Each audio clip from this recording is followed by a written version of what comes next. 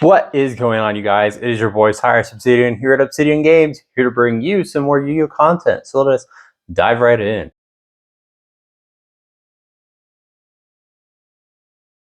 So for this locals, I know we've been a little bit absentee.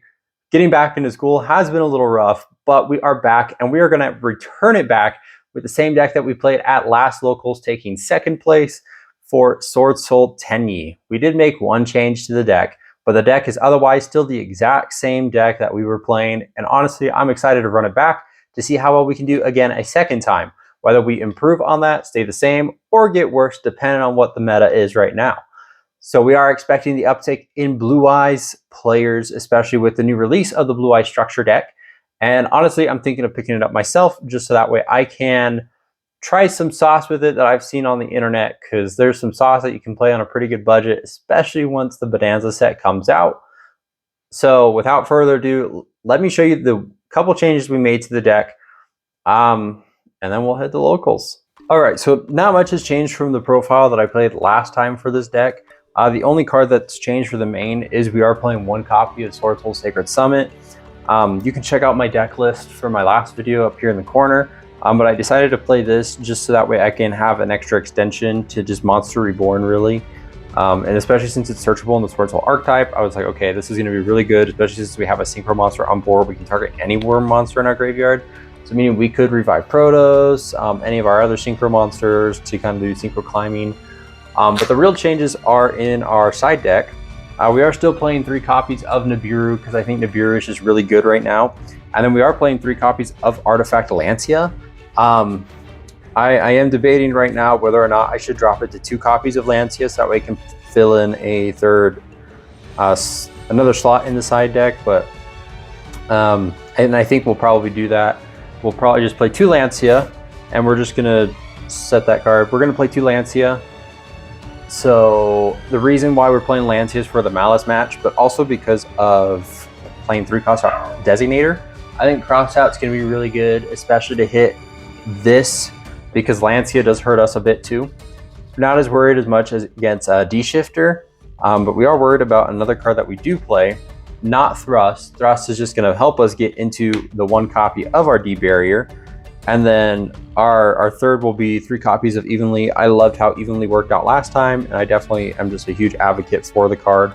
So Crossout is to hit that D barrier, because if our opponent D barriers us calling Synchro, then we're kind of screwed for the turn.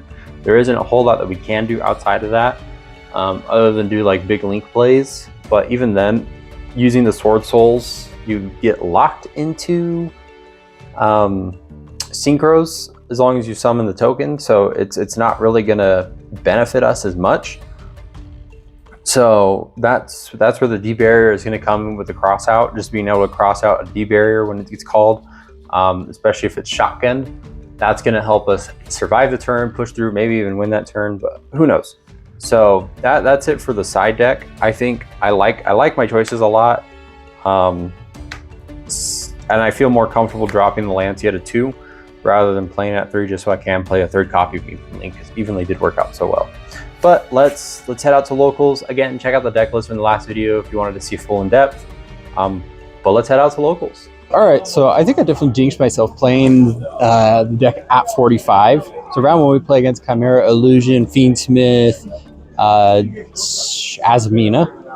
And game 1, we try and open up our board. It's not ideal, because we banished Protos, we banished some of our other engines off of Pot of Desires. We didn't open up like the best hand anyway either, and we just kind of like bricked and just grinded out for like 25 minutes. She couldn't take it.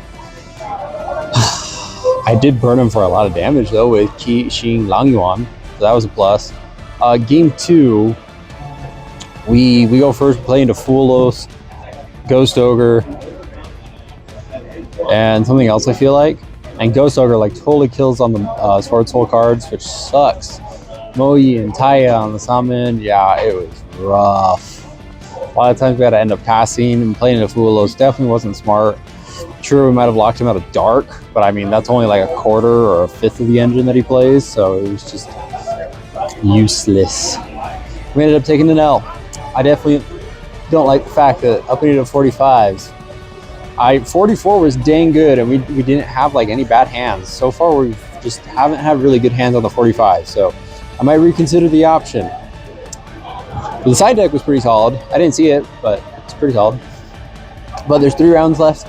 We got 4 rounds tonight, so 3 more rounds to see if we can redeem ourselves and see where we go. All right, so round 2, I called it. We played against Blue Eyes. So new Blue Eyes player, and they're still learning how to play the deck. We just Protoss locked, and we won. Game 2, we just broke his board with all the board breakers that we had, with Droplet, Chalice. We just pushed through it all as we broke his board. We were able to take game 2 with a fell sweep of Draco Berserker into his low attack gain. Yeah, we prevented him from getting a jet out too with Xiao Fang, so we were able to like solidify the board really well and just prevent him from doing things. So board breaker version was great, but it was really rough because we drew tactics. We had 2 copies of tactics, desires, so we were seeing a little bit of like inconsistencies, but we were able to push through it. The 45 is still like on the fence for me. I don't know whether or not I like it, but we'll see. So far, I'm not liking it. We might go back to the 44 because that one was a little bit better. Crazy, another Blue Eyes player. So round 3, we play against Blue Eyes again. Game 1, he just won the die roll, so he was able to go first. He was able to establish his board. We tried to crack it as much as we could, but like I desired banished like almost every piece of combo that I would need. Like Emergence was gone, Blackout was gone, Protoss was gone. So like my way to break his board, my Adharas were also gone too. So I was like, my way to break his board was just all gone. So I was like, yeah, let's just go game 2. Game 2, I set up the Protoss lock and he couldn't beat through it. And then game 3 was just a battle of attrition. He like threw 4 hand traps at me, Valor, Imperv, Ash, and then hit me with the nib. And then he just couldn't draw into combo. And I just swung my big chunky nib token that was like 8,600 attack, and I already burned him for a ton and just swung for game. So I was able to take it just with the token and not him being able to draw into engine. So far 2-1, not too bad, but definitely considering going to the 44.